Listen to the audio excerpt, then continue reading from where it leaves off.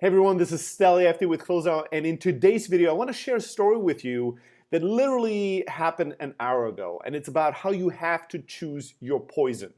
This is about difficult choices in a startup in the early days. So an hour ago I spoke at a conference, and while I was leaving the stage, a founder approached me and took me to the side and had this very difficult situation he was trying to get advice for. So here's what happened, and I felt like what happened to him and what is happening to him right now is something that is happening to all of us at different stages in different forms. We all struggle with the same problem. So I thought that the solution we discussed and the resolution we arrived at the end would be something valuable to share with everybody. So here's his situation. Well, he described that he has a startup that has, a bunch of customers, a bunch of revenue, and has raised, $1 million. But now, well, first he described this issue as like one of the recent challenges was that he hired a VP of sales. That VP of sales hired tons and tons of salespeople, and they started a big push to do outbound sales, and ended up spending, out of the million that they raised, they wasted $600,000 on this big outbound push that turned out to be not that successful, right? So they're getting inbound customers, and they tried to do outbound as well. And outbound, not that it didn't result in any customers, but their customer lifetime value is so small. The customers paying them a few $100s a month, and it's just like 2K or so in customer lifetime value in total. That doing outbound just never really worked that well, and it cost them an immense amount of time, energy, and focus. So he was describing how he had to let go of his VP of sales, and now he's trying to figure out what should he do. Should he continue outbound? Should he change the way he does outbound? How does he do inbound, and all of that? Now that's the first problem that he unveiled to me. Once I asked him, so outbound is not working as well as inbound. Inbound is much more profitable. I'm like, well, why don't you just double down on inbound? What is the driving factor for wanting to do outbound in the first place? And then another layer of problems, right? So he then brings up that, he needs to hit a certain milestone in MRR growth. He needs to grow from, whatever his current MRR number is to not quite double, but, add another 50% MRR in 4 months. He needs to hit that number. So because his new leads are just bringing in $200 a month each, new customer, he needs some way to get there faster. Well, then I try to figure out, why are we trying to hit this insane goal in 4 months? What's the driving factor behind it? And the driving factor behind it, he unveiled, was that there is an investor that puts in all this money, the $1 million, and if they don't hit a certain revenue MRR number in 4 months, that investor will get more equity. They had some kind of a funky deal where if certain milestones are not arrived, the investor gets more equity for their money, or less. So he was like, I need to chase this revenue goal by any means, because in 4 months, otherwise this investor will just get a lot more equity. All right, okay. So we discussed a few other channels of how he acquires customers, what kind of customers he acquires, how much revenue he really can do. And at some point, it was crystal clear that the issue here was that he was in a really, really bad situation, and there was just no easy choice. There was just no choice that was just awesome. Every choice had a really costly price associated to it. And most founders, most startups, most teams, when they're in a situation like that, where they're having a variety of problems all at once, and they have to make choices, and each choice has a cost associated with it that is very, very unpleasant. What do? They don't choose. They try to fix everything at once. And this was my advice to him. You have to pick your poison. You have to do one thing or the other and live with it. Because right now, he is the situation. He can either try to brute force get to that revenue and do a lot of shady shit, a lot of short-term stuff, a lot of really unprofitable things to run, burn through the other 400K that he has on the bank really fast and do all kinds of, hacky stuff to get to this revenue number in an unnatural way, in a way that's not organic, that's not substantially a quality way where he acquires good customers, successful customers. He just acquires any kind of revenue to hit a certain arbitrary number in 4 months to not have to give more equity out. Right? He could do that. If he does that and he succeeds, boom, awesome. He doesn't have to give more equity. But what is the cost associated with it? Well, he's fucking himself for the next 1 or 2 years. He acquired all these customers in all these ways that are not sustainable and scalable. He ran through the money faster and built probably really horrible unit economics, so he's going to have to go out and raise more money from somebody else, either the same investor or somebody else, give more equity out anyways, and probably at much worse terms because he got into a situation that's not organic, not natural, not sustainable. He has probably focused his team and his attention on ways that are so short-sighted that once he hits the goal, he's more likely than not continue with those ways. Then he's going to get into all kinds of trouble of having insanely high churn, insanely high complaints, a really bad brand, lots of people, bad morale within the team because he acquired all these customers in ways that are just not sustainable. He burned himself and his team out, and he's acquiring customers that are ultimately the wrong customers for his business in the wrong ways. So if he succeeds with this tactic, cool. He doesn't give out much equity in the short term, but in the long term, he's fucking his business. He's putting his whole company, the future of it, in massive risk, and he's going to have to go out and raise more money quicker anyways because he ran through all the money that he had. That's scenario one. Scenario two is that he says, okay, I'm not going to try to hit that goal. This was a question I asked him. Hey, what would happen how much equity would you have to give this investor more? And it was another 15%. They had like 20% they would have to give out another 15%. Okay, so you have to give out another 15%. That's substantial. That hurts. But does that come with a lot of rights? Does that come with any kind of other terms that give that investor more control, that can influence the direction and the destiny of the company? And the answer was no. It's just more equity. And he was saying, it really does matter because they don't just have the short-term milestone. They have these longer-term milestones that if they hit some other big goals in the next 2-3 years, then some other things would change again and he would get some more equity as a bonus or something. So he was like, maybe if we hit these long-term goals, the short-term setback, if you want to call it so, in order of giving more equity, doesn't matter. So we were like, all right, so in this scenario, what you can do is you focus on you don't worry about the short-term milestone because it's irrelevant. It is a trap.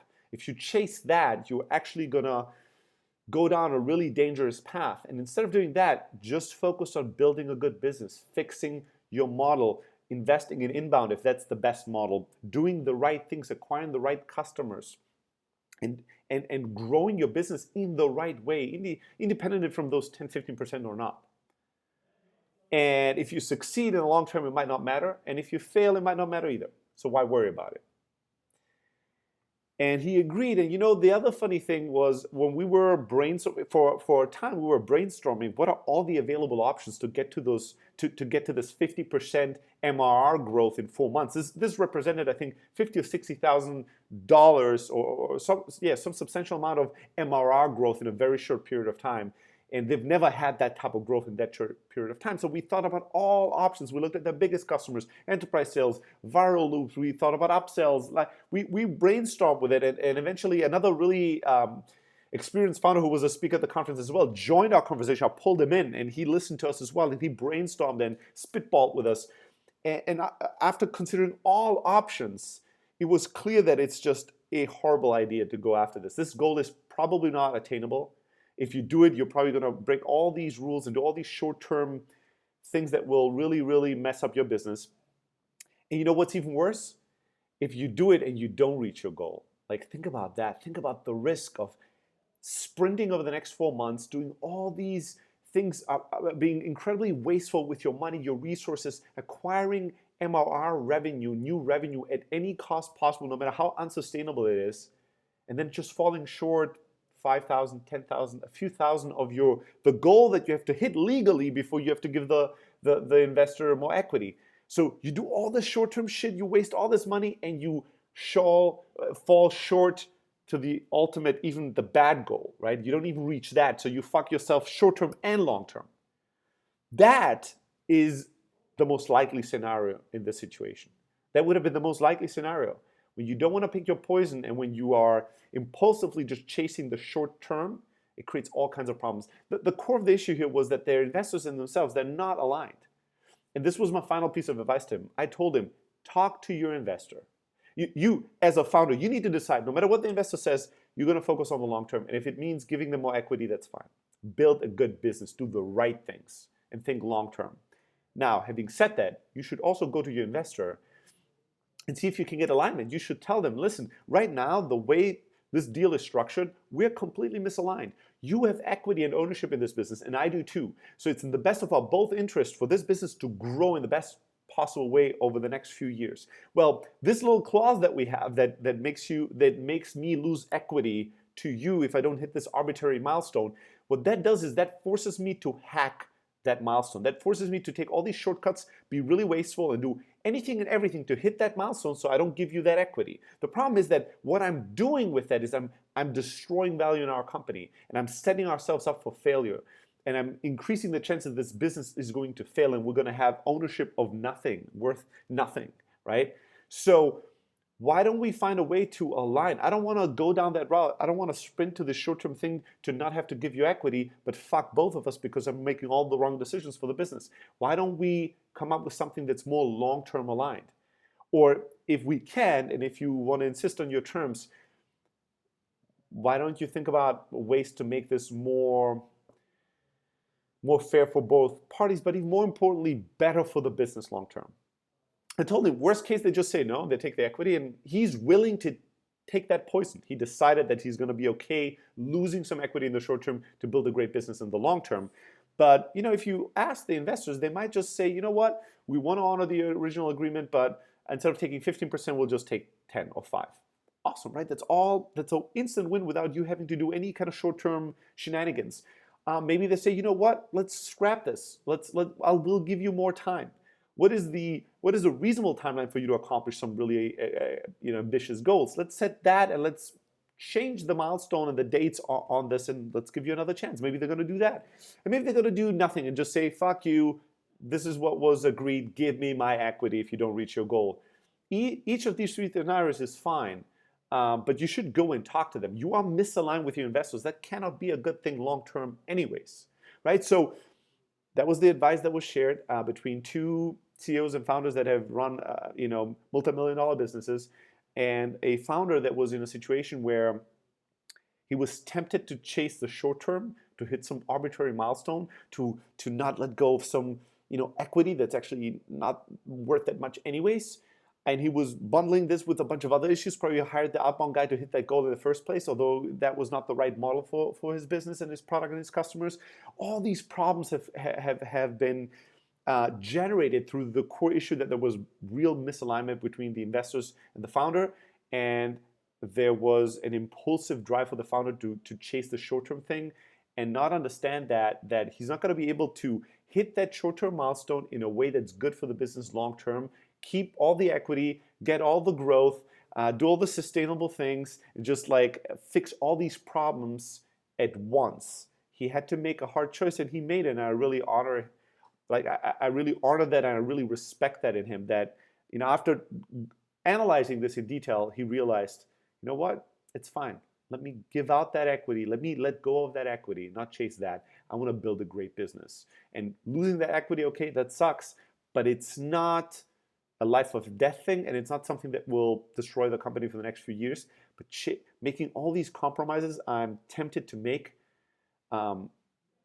is going to set us up for long-term failure. Is going to destroy this business. So let's not do that. And we're all in this situation once in a while where we have many options and none of them is attractive to us because each and every one of them has a cost we're not quite willing to pay. But if we step back and we just accept that we will have to pay one of these, we'll have to do something that sucks, then we can clear-headedly decide what is the least evil, what is the least of all the problems, what is the thing that we care most about, and what is the thing we care least about, and then we take that loss and then we invest in that win.